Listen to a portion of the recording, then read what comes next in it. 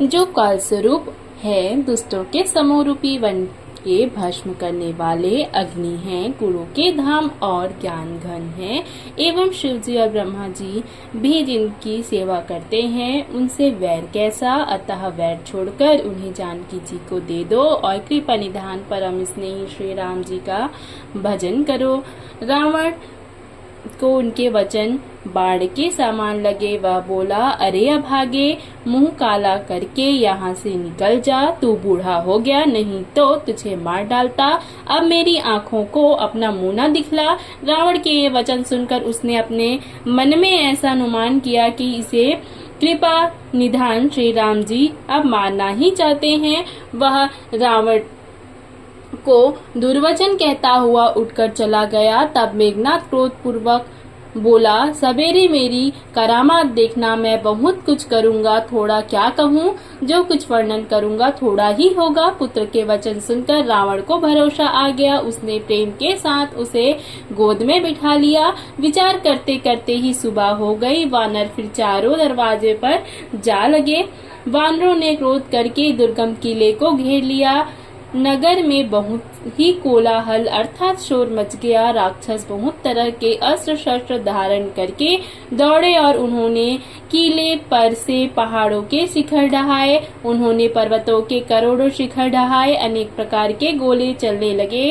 वे गोले ऐसा गहराते हैं मानो वज्रपात हुआ हो अर्थात बिजली गिरी हो, और योद्धा ऐसे गरजते हैं जैसे प्रलय काल के बादल हो। विकट वानर योद्धा भिड़ते हैं, कट जाते हैं अर्थात घायल हो जाते हैं। उनके शरीर जर्जर अर्थात छलनी हो जाते हैं। तब भी वे हटते नहीं अर्थात हिम्मत नहीं हारते। वे पहाड़ उठाकर उसे किले पर फेंकते हैं और राक्षस जहाँ के तहाँ अर्थात जो जहाँ होते हैं वही मारे जाते हैं। मेघनाथ ने कानों से ऐसा सुना कि वानरों ने आकर फिर किले को घेर लिया है। तब वह वीर किले से उतरा और डंका बजाकर उनके सामने चला। मेघनाथ ने पुकार कर कहा, समस्त लोकों के प्रसिद्ध धनुर्धन कौशलाधीश दोनों भाई कहाँ है? नल नील दिवित सुग्रीव और बल की सीमा अंगद और हनुमान कहाँ हैं? भाई से द्रोह करने वाला विभीषण कहाँ है? आज मैं सबको और उस दुष्ट को तो हठपूर्वक अवश्य ही मारूंगा। ऐसा कहकर उसने धनुष पर कठिन बाणों का संधान किया और अत्यंत क्रोध करके उसे कान तक खींचा। वह बाणों के समूह छोड़ने लगा जैसे बहुत से पंख वाले सांप दौड़े जा रहे हों। जहाँ तहाँ वानर गिरते दिखाई पड़ने लगे। उस समय कोई भी उसके सामने ना हो सके। रीछ वानर जहाँ तहाँ भाग चले। सबको युद्ध की इच्छा भूल गई। रणभूमि में ऐसा एक भी वानर या भालू नहीं दिखाई पड़ा जिसको उसने प्राण मात्र अवशेष ना कर दिया हो अर्थात जिसके केवल प्राण मात्र ही ना बचे हों, बल पुरुषार्थ सारा जाता ना रहा हो। फिर उसने सबको 10-10 बाढ़ मारे। वानर वीर पृथ्वी पर गिर पड़े। बलवान और धीर मेघनाथ सिंह के समान नाद करके गरजने लगा। सारी सेना को बेहाल व्याकुल देखकर पवन सुत हनुमान क्रोध करके ऐसे दौड़े जैसे स्वयं काल दौड़ा आता हो। उन्होंने तुरंत एक बड़ा भारी पहाड़ उखाड़ लिया और बड़े क्रोध के साथ उसे मेघनाथ पर छोड़ा। पहाड़ आते देखकर वह आकाश में उड़ गया। उसके रथ सारथी और घोड़े सब नष्ट हो गए, चूर चूर हो गए। हनुमान जी उसे बार बार ललकारते हैं पर वह निकट नहीं आता क्योंकि वह उनके बल का मर्म जानता था।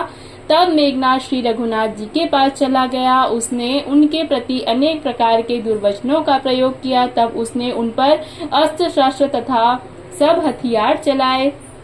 प्रभु ने खेल में ही सबको काटकर अलग कर दिया। श्री राम जी का प्रताप अर्थात सामर्थ्य देखकर वह मूर्ख लज्जित हो गया और अनेक प्रकार की माया करने लगा। जैसे कोई व्यक्ति छोटा सा सांप का बच्चा हाथ में लेकर गरुड़ को डराए और उससे खेल करे। शिव जी और ब्रह्मा जी तक बड़े छोटे सभी जिनकी अत्यंत बलवान माया के वश में है, नीच बुद्धि निशाचर उनको अपनी माया दिखलाता है। आकाश में ऊंचे चढ़कर वह बहुत से अंगार बरसाने लगा। पृथ्वी से जल की धाराएं प्रकट होने लगी। अनेक प्रकार के पिशाच तथा पिशाचनियां नाच नाच कर मारो काटो की आवाज करने लगी। वह कभी तो विष्ठा, पीप, खून, बाल और हड्डियों बरसाता था और कभी बहुत से पत्थर फेंक देता था। फिर उसने धूल बरसाकर ऐसा अंधेरा कर दिया कि अपना ही पसारा हुआ हाथ नहीं सूझता था। माया देखकर वानर अकुला उठे। वे सोचने लगे कि इस हिसाब से इसी तरह रहा तो सबका मरण बना। यह कौतुक देखकर श्री राम जी मुस्कुराए। उन्होंने जान लिया कि सब वानर भयभीत हो गए हैं। श्री राम जी ने एक ही बाण से सारी माया काट डाली, जैसे सूर्य अंधकार के समूह को हर लेता है। तदंतर उन्होंने कृपा भरी दृष्टि से वानर भालुओं की ओर देखा, जिससे वे प्रबल हो गए कि रण में रोकने पर भी नहीं रुकते थे।